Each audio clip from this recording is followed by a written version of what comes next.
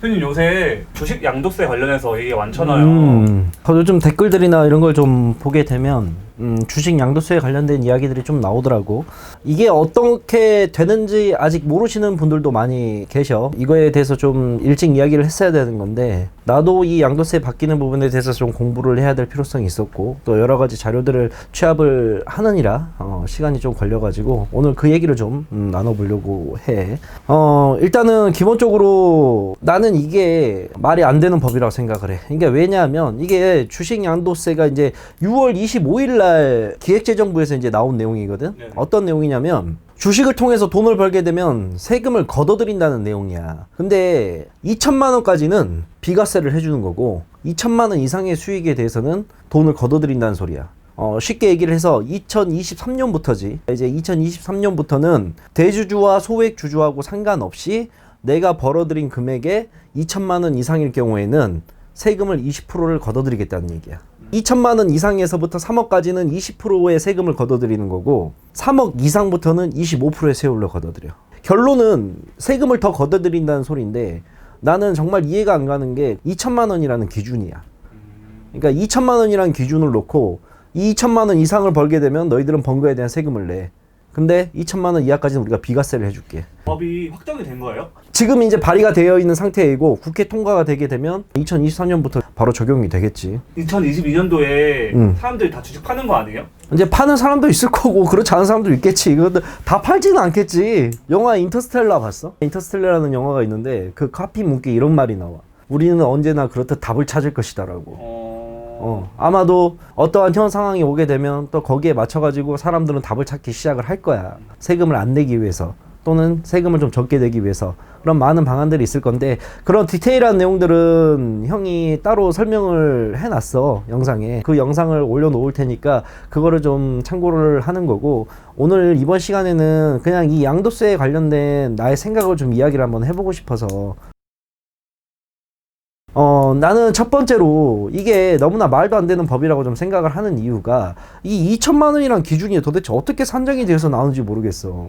뭐 4천만 원도 아니고 5천만 원도 아니고 1억도 아니고 딱 2천이라 정해놓거든? 이 말은 즉스는 뭐냐면 이 기획재정부에서 조사를 했을 거야 분명히. 개인 투자자들의 계좌를 다 까서 봤더니 1년 연간 2천만 원 이상을 버는 사람이 주식 인구의 5%가 안 된대. 그러니까 실질적으로 이 법이 발의가 되면 너희들은 더 좋을 것이다. 왜? 증권거래소 깎아주니까. 세금은 두 가지가 있어 크게. 증권거래세가 있고 양도소득세가 있어. 증권거래세는 우리가 매매를 할 때마다 내는 거래 세율이야. 그게 0.25%야. 원래는 이것만 있었어. 근데 여기에 지금 양도소득세가 들어온 거야. 근데 양도소득도 원래는 있었어. 그런데 이게 뭐냐면 대주주에 한해서만.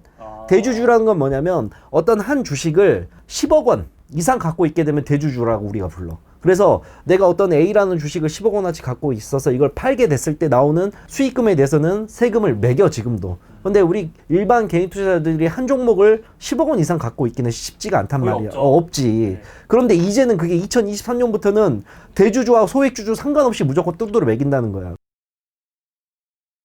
주식을 하는 이유는 뭐야? 좀 더 나은 삶을 위해서. 돈을 벌려고. 그래, 결국은 돈을 벌기 위한 건데 그 돈을 버는 거를 그냥 딱 정해버린 거지, 한계치를. 2천만 원 이상부터는 세금을 내야 돼. 근데 우리가 그동안 자료 다 뒤져봤더니 너희들은 연간 2천만 원 이상 못 벌어. 그래서 우리가 2천만 원이란 비교사를 딱 걸어버린 거야. 이게 무슨 개똥 같은 소리야. 꿈과 희망 자체를 그냥 없애버린 거야, 이거는. 우리가 물론 주식을 해서 돈을 벌기가 쉽지가 않다는 건 누구나 다 알고 있어. 우리 리스크를 감내를 하고 주식을 하는 이유는 우리가 좀 더 많은 돈을 벌기 위한 수단이기 때문에 주식을 한단 말이야. 근데 이거는 그냥 애초에 그냥 야 너희들은 2천만 원 이상 못 버니까 우리가 2천만 원 정해줄게.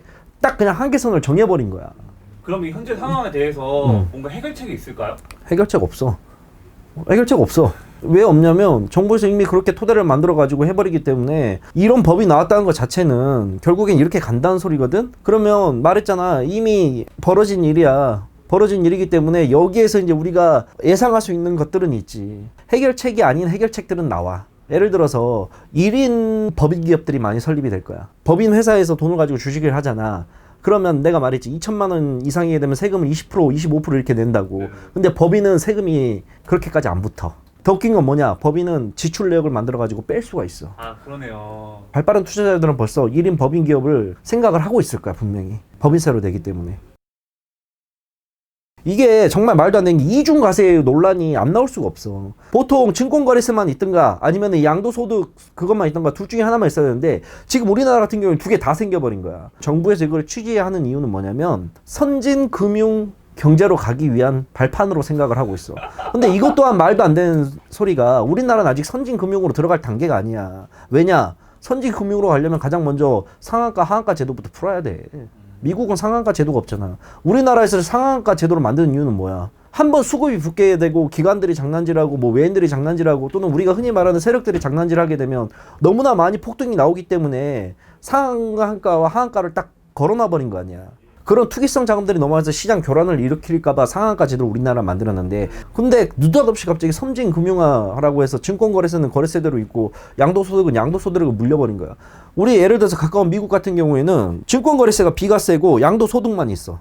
그러니까 증권거래세가 없어. 그 다음에 가까운 홍콩은 증권거래세만 있고 양도소득은 없어. 아, 둘 중에 하나만 있네요. 둘 중에 하나만 있어. 물론 두 개 다 책정하는 나라가 있는데 우리가 롤 모델로 삼고 있는 게 어디야? 미국 중시란 말이야 결국은. 그래갖고 이제 물어보겠지 사람들이. 야 그러면 양도소득을 거두려면 미국처럼 그냥 비과세를 해줘라 증권거래세는. 근데 그것도 못하겠대. 그래서 0.25%에서 0.15%로 낮춰준대. 왜 못하겠다는 거예요? 거래세를 없애버리게 되면 단타가 너무 많이 생긴다는 거야. 나는 그래서 왜 느닷없이 기획재정부에서 이런 말도 안 되는 이야기가 나와서 이런 논란을 불붙이는지 모르겠어. 더군다나 부동산 시장을 지금 정부에서 계속해서 죽이고 있잖아요. 네네. 우리나라는 재테크할 방법이 두 가지 중에 하나야. 아, 한 가지 더 늘었다. 첫 번째 부동산, 두 번째 주식, 세 번째 가상화폐야. 원래는 가상화폐가 없었는데 생겼지 이제. 근데 부동산은 알다시피 서민들이 접근하기 너무 어려워. 돈이 많이 들어가잖아. 그러면 주식하고 가상화폐 시장인데 가상화폐 시장은 주식시장에 비해서 인지도가 많이 떨어지기 때문에 그러면 결국 들어오는 건 주식시장에 자금이 들어와야 된단 말이야. 그러면 주식시장에 자금들이 유입이 돼가지고 이제 주식시장이 좀 활발하게 되고 이렇게 되려고 하는 시점에 느닷없이 이거는 무슨 소리냔 말이지. 왜 시장 자체를 갑자기 이렇게 죽여버리냐는 거지. 난 그리고 무엇보다도 제일 내가 화가 나고 짜증이 나는 건 이 2천만 원이란 기준이야. 너무 화나지 않아? 야, 너가 주식을 하려고 하는데 정부에서 인정을 한 거야. 야, 우리나라 국민 개인 투자자들은 절대 1년에 2천만 원 이상 버는 애들이 없어. 2천만 원 이상 버는 애들은 5%밖에 안 돼. 이거랑 똑같아. 형은 뭐 아직 도박판을 가보진 않았지만 강원도 정선랜드 가게 되면 강원도 정선랜드에 왜 가? 잭팟을 바라고 가잖아. 물론 그 확률이 희박하다는 건 우리가 알지만 그래도 그런 꿈과 희망을 안고 야, 너 로또 왜 사? 혹시 모르니까. 그래, 나도 꿈에서 대통령이 2번이나 나와가지고 신나가지고 로또를 현금을 10만 원어치 샀는데 5등도 안 당첨이 안 돼. 아무튼 뭐 갑자기 이야기가 또 딴 데로 샜는데 어찌 됐던 간에 우리가 로또를 사는 이유, 그 다음에 뭐 강원도에 가가지고 잭팟을 바로 하는 이유, 확률 자체는 적지만 그런 꿈과 희망을 안고 한단 말이야. 주식도 나는 마찬가지라고 생각을 하거든. 그런데 이건 느닷없이 갑자기 2천만 원이라고 규정을 딱 정해버리니까 나는 그게 너무, 특히 정부에서 그런 얘기가 나와버리니까 이건 뭐 개인들이 뭐 꿈과 희망을 짓밟아버리는 이야기밖에 안 된다고 난 생각을 해. 여기에서 제가 또 궁금한 게 있는데요. 사람들이 그러면 앞으로 미국 주식을 많이 하게 되지 않을까요? 물론 외국 주식 쪽으로 사람들이 관심은 많이 갈 건데 형은 왜 해외 주식을 안 해보거든? 이유는 간단해. 형이 안 하는 이유는 그냥 번거롭기 때문에 안 해. 번거롭기 때문에. 아마 이게 가장 큰 이유가 될 거야. 그래서 물론 해외 주식을 하는 사람들도 많이 생기겠지. 근데 내가 봤을 땐 그렇게 많이 늘어나지는 않을 거야. 기관하고 외국인 투자자들은 주식 양도세를 안 내잖아요. 이거에 대해서는 혹시 어떻게 생각하세요? 이거는 개인 투자자만 죽이는 결론이 또 나올 수가 있는 게 외국인과 기관들 같은 경우에는 다 법인이잖아. 개인이 아니잖아, 우리들처럼. 그러면 법인들은 양도소득세 이번에 개정이 되든 말든 크게 상관이 없는 거야. 결국 피 보는 건 뭐냐?